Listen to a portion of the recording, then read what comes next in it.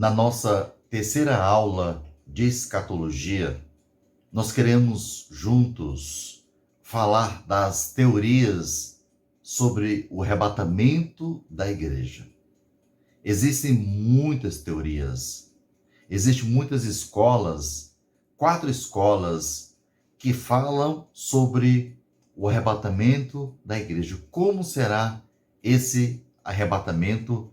Em que período vai acontecer esse arrebatamento? A primeira escola que nós estudamos, nós podemos ver os pós e os contras dessa escola, é a teoria do arrebatamento parcial. Muitos acreditam que apenas uma parte da igreja sobe arrebatada e outra parte ficará para passar pelo período da grande tribulação, 7 anos de tribulação que virá sobre o mundo todo. Então essa escola é chamada a escola do arrebatamento parcial. Argumenta que nem todos os crentes serão levados no arrebatamento da igreja.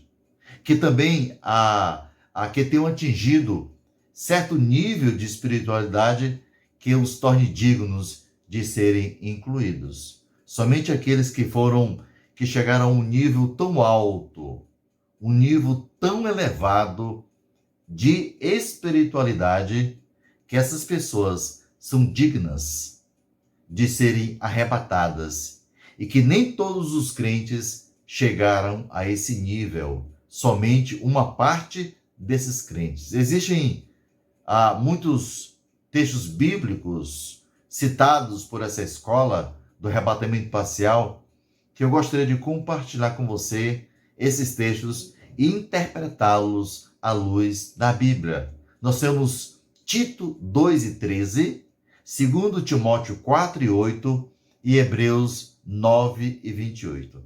Tito 2:13 é um texto citado por essa escola, a escola do arrebatamento parcial. Vamos ler o primeiro texto dessa escola. Eles dizem: aguardando a bendita esperança e a manifestação da glória do nosso grande Deus e Salvador Jesus Cristo. O segundo texto é 2 Timóteo 4:8. Eles colocam como base teológica para o arrebatamento parcial. Eles dizem: já agora a coroa da justiça me está guardada, a qual o Senhor, reto juiz, me dará naquele dia. E não somente a mim, mas a todos, mas também a todos quantos amam a sua vinda. Eles associam esses 2 versículos, como também Hebreus 9:28, como aguardando. Quantos amam? Aqueles que aguardam, aqueles que amam a segunda vinda de Cristo. Esses são dignos de serem arrebatados. Eles fazem separação. Hebreus 9:28, a Bíblia diz: assim também Cristo, tendo-se oferecido uma vez para sempre, para tirar os pecados de muitos, não de todos, mas de muitos, aparecerá a segunda vez, sem pecado, aos que o aguardam para a salvação. Então, essa escola do arrebatamento parcial acredita que essas palavras aguardam, se referem a apenas uma parte da igreja e outra parte não. Essa é a escola que nós estamos apresentando nesse momento. O conceito de que somente serão levados os que aguardam e os que guardarem e amarem a sua vinda, certo? E eles pensam dessa forma. Você que é crente, mas não tem uma vida extremamente consagrada a Deus, você não sobe, você fica. Apenas os mais espirituais, os mais preparados, eles sobem na primeira fase da segunda vinda de Cristo.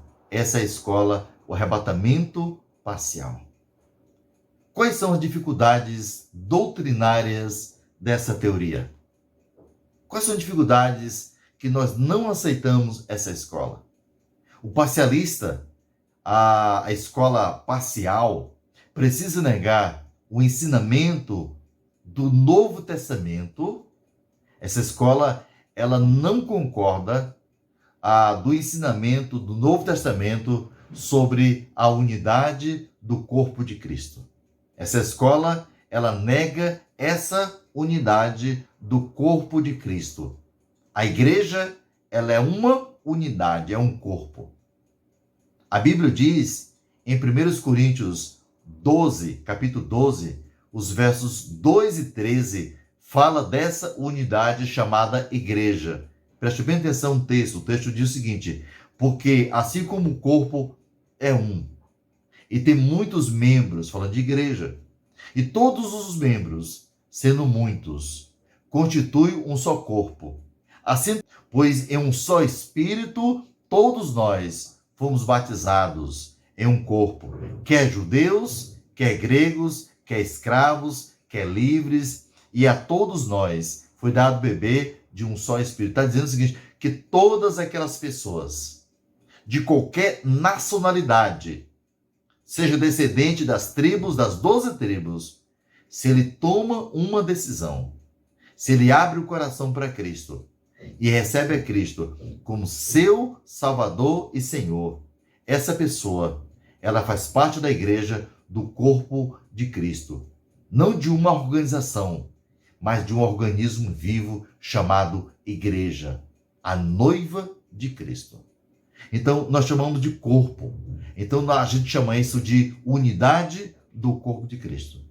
De acordo com esse texto que nós lemos, todos os crentes estão unidos ao corpo do qual Cristo é o cabeça. Esta experiência de batismo está presente em todo o indivíduo regenerado. Não estou me referindo ao batismo nas águas, por imersão, mas eu digo a pessoa que recebeu o Espírito Santo de Deus, essa pessoa faz parte da igreja. A segunda coisa que o parcialista, a pessoa que crê na escola do arrebatamento parcial, o parcialista precisa negar a totalidade da ressurreição de Cristo. Ele tem que negar sobre a ressurreição de Cristo. Já que nem todos os santos poderiam ser arrebatados, apenas alguns e outros não, logicamente nem todos os mortos em Cristo podem ser ressuscitados. Segundo essa escola, apenas alguns e outros não. Porque se alguns vão subir e outros não, essa escola nega automaticamente a ressurreição do corpo de Cristo. Todos aqueles que morrerem em Cristo serão ressuscitados. Essa escola nega apenas uma parte. Paulo ensina em 1 Coríntios capítulo 15, versículo 51, ensina que transformados seremos todos. Transformados seremos todos. E que todos os que dormem em Cristo, os que morrerem em Cristo, Deus, mediante Jesus, trará em sua companhia. 1 Coríntios 15, 51 e 52 e 1 Tessalonicenses 4, versículo 14, que é o texto base que prova que a igreja será arrebatada. Diz a Bíblia, como refutação, que todos aqueles que morreram em Cristo, na segunda vinda de Cristo, na primeira fase, todos serão ressuscitados. Não uma parte sim e outra não. Todos os mortos ressuscitados em Cristo, os vivos transformados e juntos subiremos e nos encontraremos com Cristo nos ares. Isso é base teológica, Bíblia. Esse é princípio fundamentalista da palavra do Senhor. É impossível admitir uma ressurreição parcial com base nesses textos. É impossível nós cremos nessa escola do arrebatamento parcial. Muitas passagens bíblicas, elas são mal interpretadas por essa escola do arrebatamento parcial. Eu quero compartilhar com vocês alguns textos que essa escola usa para provar o arrebatamento parcial. Claro que são textos mal interpretados, são textos que não têm uma interpretação justa, não tem uma hermenêutica correta. Lucas, no capítulo 21, no versículo 36, a Bíblia diz assim: vigiai, pois, a todo tempo, orando, para que possais escapar de todas essas coisas que têm de suceder e estar em pé na presença do Filho do Homem. Essa escola usa esse texto de Lucas 21, 36. Explicando esse texto, a referência principal nesse capítulo, em todo o contexto desse versículo, Deus está falando à nação de Israel, que já está no período tribulacional. Portanto, isso não se aplica à igreja. É um texto que está se referindo à nação de Israel, que está passando pelo período da grande tribulação. Esse texto não se refere à igreja de forma nenhuma. As coisas das quais é preciso escapar são os julgamentos associados àquele dia, no versículo 34. Aquele dia é o dia do Senhor, é a grande tribulação. Outro texto que essa escola usa é Mateus 24, os versos 40, 41 e 42.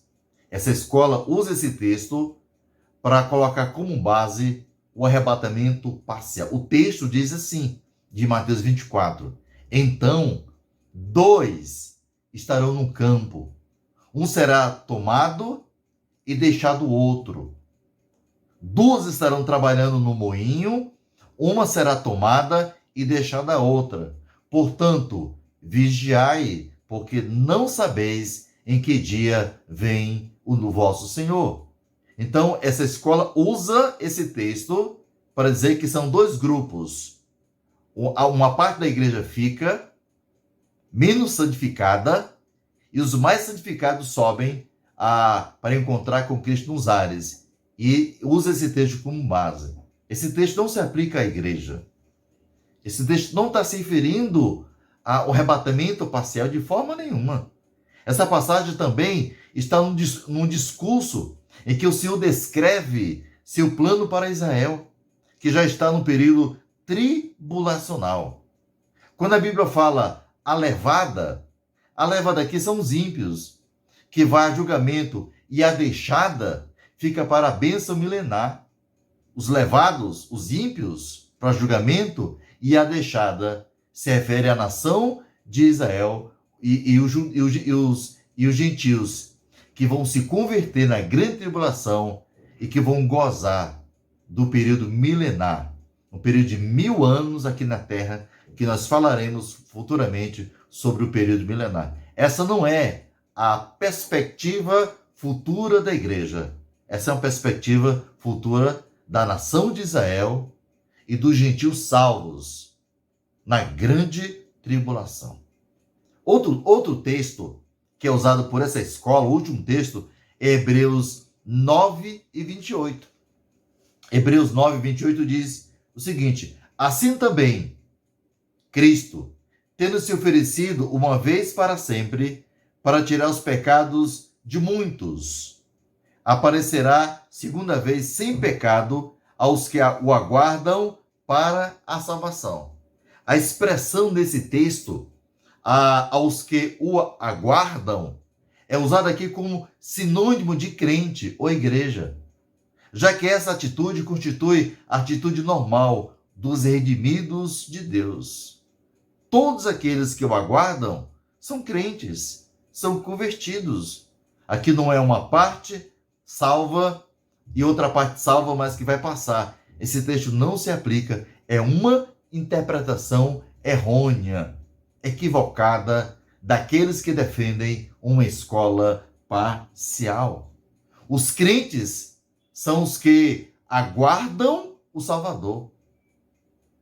Filipenses 3:20 diz isso. Paulo colocou como base, escrevendo aos Filipenses, de que todo crente, ele almeja, ele aguarda a sua pátria celestial e esse Salvador que virá dos céus para nos buscar. Isso é normal para o crente.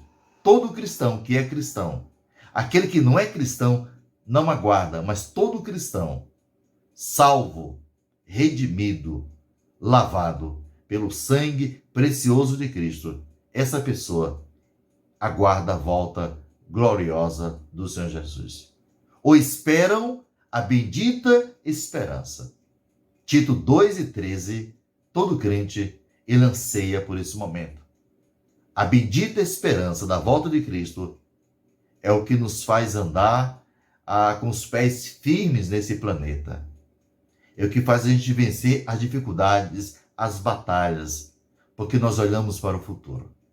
A segunda escola que defende, que fala a respeito do arrebatamento da igreja é a teoria do arrebatamento pós-tribulacionista. Essa escola, ou aquelas pessoas que defendem essa escola, essas pessoas acreditam que a igreja de Cristo hoje, ela vai passar pelos 7 anos de grande tribulação.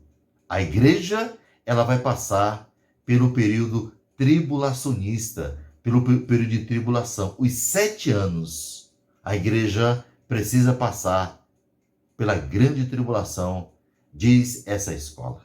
Essa teoria diz que a igreja continuará na terra até a segunda vinda de Cristo, no final dessa presente era, e será levada às nuvens para encontrar com o Senhor nos ares, vindo do céu no segundo advento, para retornar imediatamente com ele. Essa escola diz assim, que no final da grande tribulação, a igreja é arrebatada, no finalzinho da 70ª semana de Daniel, e depois a igreja desce com Cristo para o reino milenar.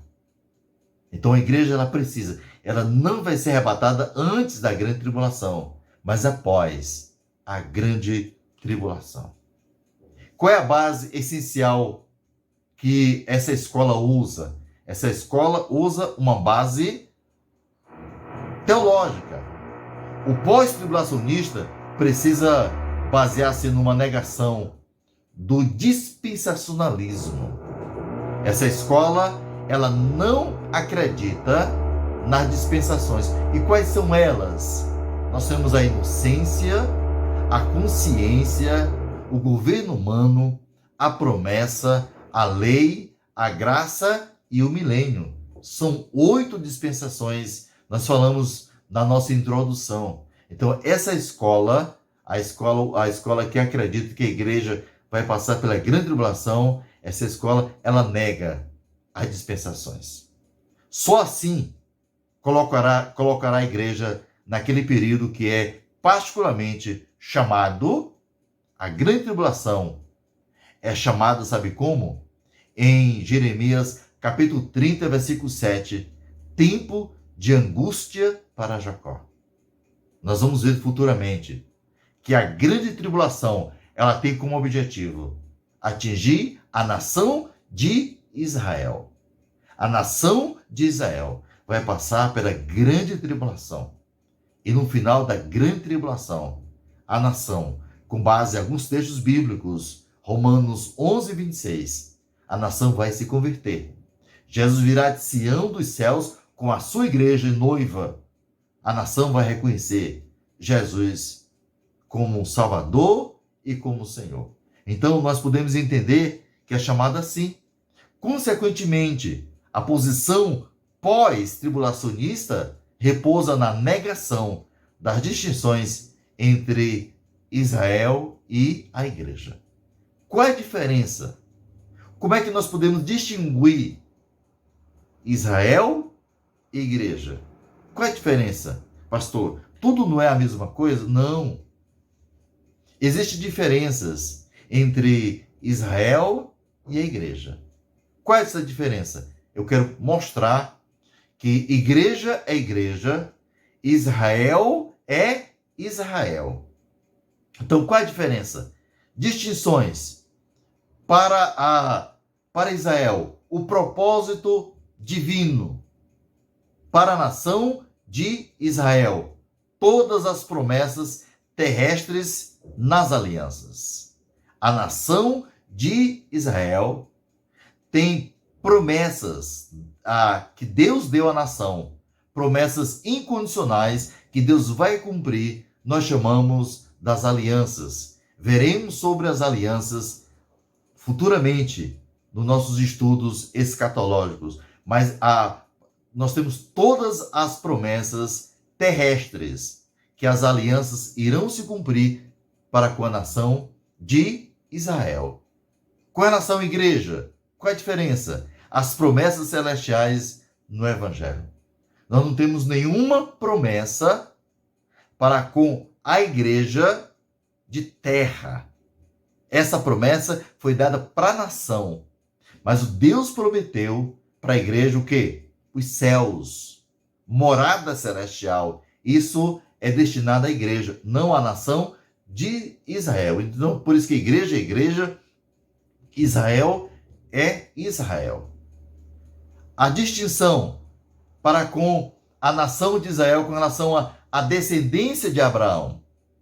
Israel, a descendência física, dos quais alguns se tornam descendentes espirituais. Então, os descendentes de Abraão, onde a nação de Israel teve início com Abraão, capítulo 12 de Gênesis, é a descendência física. Então, Abraão é o pai da nação de Israel, da nação árabe, através de Agar de Ismael. Mas a igreja é diferente. Abraão, nós somos descendentes de Abraão no sentido espiritual, porque nós somos crentes como crente Abraão, diz Gálatas. Então, Israel, descendência física. A igreja, descendência espiritual. Cabeça. Quem é o cabeça da nação de Israel? É Abraão. Quem é o cabeça da igreja? É Cristo. Tem uma grande diferença. Nacionalidade. A Israel é uma nação. A igreja, ela é composta de todas as nações. Então, a igreja, a nação de Israel é uma nação. A igreja, ela é feita de todas as nações, de todos os povos, de todas as línguas, de todas as raças. Qualquer pessoa, independente da sua nacionalidade, se ele aceita Cristo, essa pessoa faz parte da igreja. Essa é a diferença. A nação não. Nação é nação. A nação é composta dos 12 filhos de Jacó, formadas as 12 tribos. A igreja não. Ela é composta de qualquer nacionalidade. Por isso que há uma distinção entre Israel e igreja. Trato divino. Como é que Deus trata a nação de Israel? Nacional e individual. Deus trata hoje a nação como a menina dos seus olhos. E trata a nação também de forma individual, com indivíduos. Deus trata também judeus com a igreja. Deus apenas trata individualmente, porque a salvação é pessoal. A salvação, ela não é coletiva. Deus trabalha na igreja, mas através de indivíduos, através de pessoas. Ministério. Qual o ministério da nação hoje? Sem atividades missionárias e sem evangelho para pregar. A nação de Israel hoje é uma vergonha. É uma decepção. João capítulo 1, versículo 11, a Bíblia diz: ele veio para os seus, e os seus não o receberam. Eles vieram para os judeus. Hoje os judeus não é um referencial de nação, no sentido, não tem evangelho para pregar. Porque a nação, ela não acredita que Cristo veio. Crucificaram Cristo junto com os romanos. Então, a nação de Israel, ela não tem ministério. E a igreja? Uma comissão a cumprir. Nós temos ministério. Cada crente é um sacerdote. Nós somos chamados para pregar o evangelho a todas as nações. Nós temos um ministério, nós temos uma responsabilidade de ir a todo mundo e pregar o evangelho. A nação de Israel, ela não tem essa missão. A morte de Cristo para Israel, nacionalmente culpado, ainda será salvo por ela. A nação será salva por Cristo. A igreja, perfeitamente salva por ela, pela morte de Cristo. Ela é salva agora. A igreja é salva somente pela morte de Cristo. A nação não. A nação vai ser salva por Cristo quando ele vier dos céus de Sião com a igreja. A nação vai ser salva no final da grande tribulação. Distinção com relação a Cristo. Israel, Messias, Emanuel, Rei. A igreja, Salvador, Senhor, noivo e cabeça. Jesus Cristo é tudo isso para a igreja. Para Israel, ainda é seu Messias, ainda é o seu Emanuel, ainda é o seu Rei. O Espírito Santo, para Israel, veio sobre uns temporariamente. O Espírito Santo veio sobre alguns judeus no Velho Testamento, cumpriu sua missão e saiu. Não era permanente. Na igreja, o que o Espírito Santo é para a igreja? Ele habita em nós. O Espírito Santo é o nosso selo, é o nosso penhor, é a nossa garantia. Efésios 1:13. Vós também, depois que ouvistes a palavra da verdade, o evangelho da vossa salvação, tendo nele crido, fostes selados com o Santo Espírito da promessa. Então o Espírito Santo, ele habita no crente para sempre. Quando a pessoa abre o coração e aceita Cristo. No Velho Testamento, não. O Espírito Santo habitava em uma pessoa para uma missão, depois ele saía, porque Cristo ainda não tinha vindo a esta terra. Essa é a diferença. A distinção com relação princípio governante. O que governa a nação de Israel? O se chama da lei mosaica.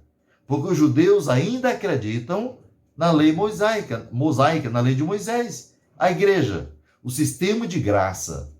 Nós não somos salvos e nem as leis de Moisés que nos governam. É graça. É graça sobre graça. Sois salvo pela graça e sabemos que não foi de graça, mas é pela graça de Cristo Jesus. A nação não.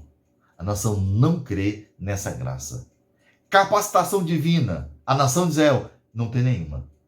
A igreja, habitação do Espírito Santo. É o Espírito Santo que nos capacita, que nos habilita a pregar o Evangelho a todas as nações. A promessa da volta de Cristo para a nação de Israel, em poder e glória para julgamento. No final da grande tribulação, Jesus virá com poder e muita glória, e naquele momento, repito, a nação vai se converter.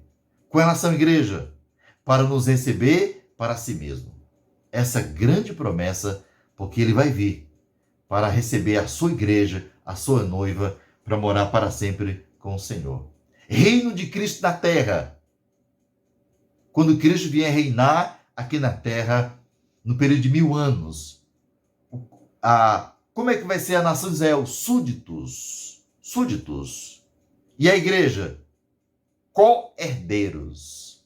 Nós vamos governar o milênio junto com Cristo. Os judeus, eles são súditos do rei. Sacerdócio, a nação, eles tinham um sacerdócio. Nós não, a igreja é um sacerdócio. Cada crente é um sacerdote. Cada crente, ele tem livre acesso a Deus. Casamento, a nação de Israel é uma esposa infiel. A igreja é a noiva de Cristo. Julgamentos, a nação vai enfrentar um julgamento. A igreja, ela está livre de todos os julgamentos por causa do sangue precioso do Senhor Jesus. Posições na eternidade. Qual é a posição da eternidade para Israel? Espírito de homens justos aperfeiçoados na nova terra. Espírito de homens justos aperfeiçoados, aqueles que vão se converter na grande tribulação, vão entrar no milênio e na nova terra, os judeus terão espíritos justos aperfeiçoados. A igreja, novos céus. Nós vamos morar no céu para sempre com o Senhor. Essa é a diferença entre a nação de Israel e igreja. Igreja é igreja, nação é nação. A igreja, ela não é a continuidade de Israel. Israel é Israel, igreja é igreja. Então não diga jamais que a igreja ela é a continuidade de Israel, porque Israel, a nação de Israel, vai passar pela grande tribulação. A igreja não. Ela vai ser arrebatada antes. Então, este quadro que nós mostramos agora é um demonstrativo para mostrar a diferença entre Israel e a igreja. Impossibilitam identificar os dois no mesmo plano, no mesmo bojo. Não. O que é impossível a igreja passar pela 70ª semana de Daniel. A igreja não passará pela última semana, que é a grande tribulação, para completar as 70 semanas de Daniel. A igreja vai ser arrebatada antes. O pós-tribulacionista, a pessoa que crê que a igreja passará pela grande tribulação, essa escola precisa negar a doutrina, preste bem atenção, é importante, a doutrina da iminência que diz que o Senhor pode voltar a qualquer momento. Nós cremos nisso. Veremos na escola pré-tribulacionista que nós cremos que Jesus Cristo pode voltar a qualquer momento. Essa escola pós-tribulacionista nega essa doutrina, a doutrina da iminência da volta gloriosa de Cristo. O pós-tribulacionista nega qualquer cumprimento futuro da profecia em Daniel 9, 24 a 27. Essa escola acredita que essa profecia de Daniel 9, que fala das 70 semanas de ano, já se cumpriu na história. Então essa escola nega. Muitos pregadores da mídia, muitos nomes de pessoas famosas negam essa profecia futura. Diz que essa profecia se cumpriu já na história. Não acreditamos nisso. Nós veremos nas nossas aulas futuras e vamos a mastigar em detalhes, verificar esse texto, que essa profecia ela é uma profecia futura e que vai se cumprir na grande tribulação. É importante você entender isso. Nós queremos pensar na próxima escola, no nosso próximo estudo, falaremos das últimas 2 escolas que nós queremos pensar na nossa 4ª aula de escatologia. Que Deus nos abençoe. Vamos continuar nosso estudo sobre as escolas, isso na nossa próxima aula de escatologia. Fique na paz, fique com Deus, que Deus abençoe a todos. Eu espero em Cristo Jesus que todos esses ensinamentos, todo esse material possa servir de grande alento, de consolo, e possa corrigir também, se você porventura pensar o contrário daquilo que nós estamos pregando aqui no YouTube. Que Deus abençoe a todos, fique na paz e na graça.